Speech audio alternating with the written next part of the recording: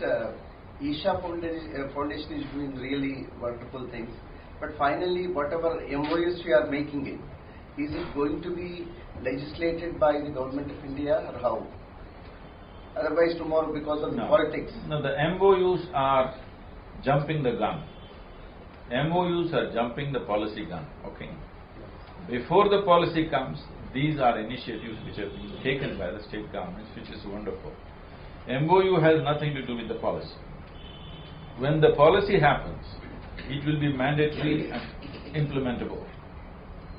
So, to what extent can we make it mandatory is a questionable thing, because it has to be handled gently. Suppose farmers go, some rabble-rousers will come, some politician will come and say, they're trying to take your land, they're telling you what to do, let's protest, and immediately they'll burn the buses tomorrow.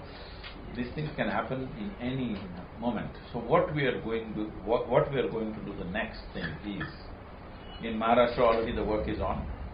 We want to set up large-scale modules. We've already done small modules. We want to set up large-scale modules. Let us say 50-kilometer stretch of a river, or 100-kilometer stretch of a river. We will do a project which involves the farmers shifting from crop-based agriculture to tree-based agriculture.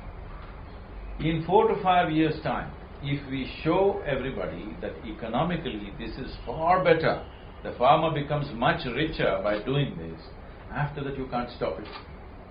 Anyway, it will happen. So this is what has happened in other countries. This is what is beginning to happen in Andhra Pradesh, because right now the government is wanting to move 50% of the land in the state into horticulture. But you need other things, like you need cold storages, you need value addition industry.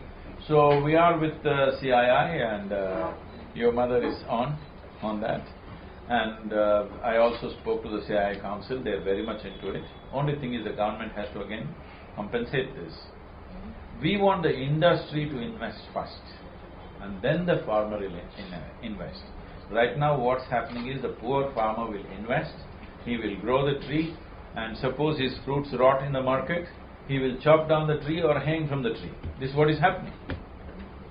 First, industry must invest and ensure that the farmer will get the price that he deserves, and all the volume of produce that he makes will be taken. I'm telling you, in the entire country, if you drive from Hyderabad to Vijayawada, you see maximum number of cold storages, private cold storages. Nowhere else in the country there is a facility like this. This is really fantastic. This is what needs to happen. Private agencies, private industry and business has to get into this.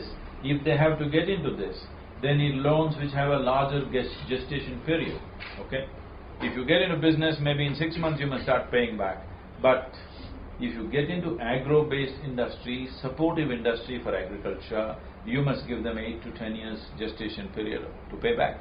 Only then this will work. This can be easily done. You're not giving away the money, you're only giving them a little holiday to pay back.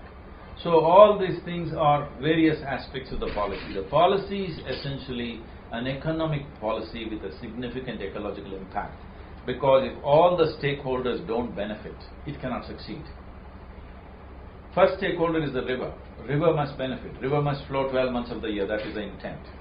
And then the life in the river. When I say life in the river, Indian rivers have the maximum number of species in fresh water compared to any continent. Indian subcontinent has the highest number of species of life, particularly fish. There are over 1,000 varieties of fish in the Indian rivers. All of you must be enjoying Godavari, Krishna, but Krishna fish is gone, alright?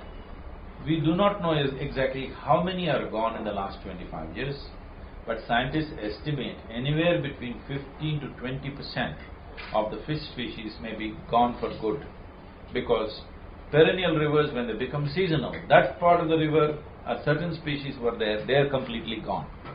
So, but there are no studies to tell us exactly what. So the life that lives in the river, that's the second stakeholder. The third is the farmer. The fourth is the larger community, all of us who live in cities.